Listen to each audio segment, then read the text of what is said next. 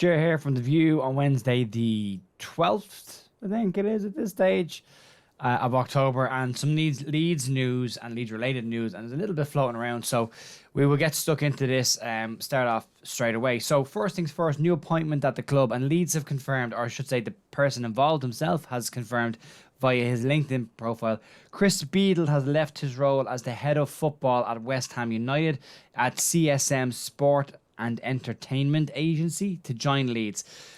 Chris confirmed on his LinkedIn profile his new role of Director of Partnership Sales at Ellen Road. Andrea Radrizzani was quick to also congratulate him on the new role and welcome him to Ellen Road. The role of Director of Partnership Sales at Ellen Road is a role that's not really seen a whole lot of, and from what I can make out and what I've looked up, the role itself is essentially involved in a directorship role behind the scenes that is involved in making Leeds more money. And they do that through sponsorship and partnerships. So you will see if you go to Ellen Road on match day, there are match day tours, but there are also sponsors and partner tours, which are slightly more advanced. I managed to elbow my way into one of them about 10 years ago with my dad. Champagne reception in Chilino's office. Wasn't supposed to be there. He didn't know, and we weren't supposed to be on that tour. But yeah, so their job is to make money behind the scenes. So that's the whole point of that. Moving on to players, then Lewis Bate limped off in the Papa John's Trophy, not the Japa John's, the Papa John's Trophy, in the Oxford's game against the Chelsea under-21s.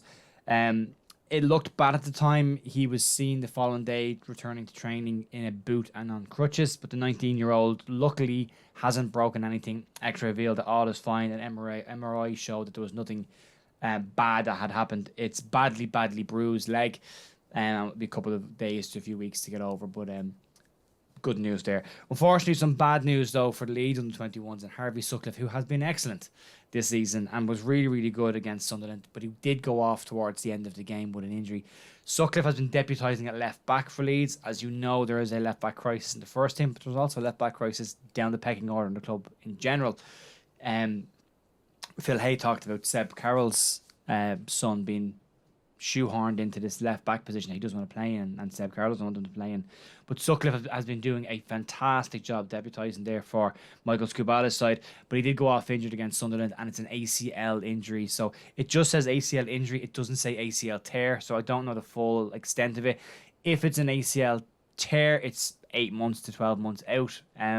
If it's just an ACL injury, it might not be as bad. But I haven't heard the full extent, but ACL is never good. It usually means a year on the sidelines. But Sutcliffe is in decent form and posting on his social medias about the, great to get the result that they got. He got an assist for Willie Nando's goal, but disappointed with the injury. But the work starts now to come back. So fingers crossed and a quick recovery to you, Harvey. Fingers crossed for you, mate. Other Leeds players that have left the club, young players. We talked about Elia Capri. Who had gone to Barry this year for a pretty measly sum of money. £150,000 was the fee. And Barry were said to have got a steal in the goalkeeper who has started this season in impressive form for Barry. And what has come out is Leeds have stuck a sneaky little clause in the contract. It would appear that if Capri decides to move again, which he probably will, he's doing really well there, and he is a good keeper and was rated as a very high level keeper at Leeds, just there was nowhere for him to go in Leeds. Leeds have put a 50% sell-on clause in his contract, so Leeds could recoup a decent amount of money should Capri continue to develop the way he is and can be as impressive and move on from Barry. But a nice sneaky little fee. Sell him for 150,000, nice and cheap, and put 50% on the sell-on fee should he go for a bigger fee down the road. So clever. Other young players that Leeds have been linked with around the place, and they've been linked with a couple of Rangers players and have had a couple of looks at players up at Rangers. Rangers Leon King, he made his debut for the first team in November 2020 and is now a regular in Giovanni Van Bronckhorst's side. He has made some big appearances this year, 10 appearances in total, but played against Liverpool, Ajax and Napoli as well this year. Leeds are said to be one of a host of clubs that have sent scouts to watch the player.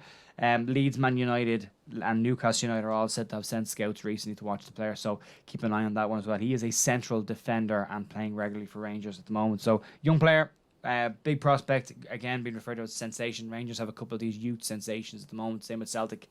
And it appears that the Scottish market is a market that a lot of the clubs in the north of England and Midlands of England are keeping an eye on. Some unusual news, and this will affect us way down the road. Leeds game against Manchester City on May the 6th could be postponed or moved, as it is now appearing that it will clash with the coronation of King Charles, the royal family, and football matches. What's going on over there? Can you sort that out for us? What's the deal with this? So yeah, apparently the Buckingham Palace has confirmed that his coronation will be May 6, 2023, and Leeds are due to play Manchester City. So that game could get moved for police resources. So we've seen it before. And then the last two stories, and two pretty big ones. Jesse Marsch was talking about his honest and open approach recently, and he said that he believes that his open style of coaching and managing will help the players at Leeds to develop and to get better. He said that some people might not like his approach, but that he doesn't hide from anything and he doesn't try and twist and turn anything either. He's very honest and upfront, and he thinks it's the best way to be. He has said that people have said that it's very American way, but he said he's not really sure how many American coaches are that open and that honest. But he said he doesn't want to hide from anything. He won't back down from things, and he likes just to be as open and honest with people as he can. I personally like it. I like an open, honest manager. We've had managers in the past, and we've seen managers in the Premier League refusing to answer questions because they're in a bad mood, or someone's upset them with a question. So I like an open, honest manager, so that's good. And then last piece of it, and the big news today, is that rumour has come out from Football Insider that Jack Harrison has a new deal in front of him waiting to be signed. According to Football Insider, the new deal will double Jack Harrison's wage and could give him in excess of £80,000 per week. Leeds do have, as we know, the lowest wage budget in the Premier League, and would need to lock some of these players down. If we can get the Jack Harrison back from the first 3 or 4 games this season, that would be great. But yeah, definitely something that needs to get locked down. I think if this isn't announced before the end of November, you could see Jackie move in January if it's not locked down. But it would be an interesting one to see. And that's pretty much it. There's a lot in there in a short amount of time as possible. I'm trying to get these shorter again. And then just as a throwaway bit of information, spending loads of money during the transfer window doesn't guarantee success, and you've seen that with Nottingham Forest. Nottingham Forest have sacked their head of recruitment and their head scout as they believe their summer transfer window has been a failure.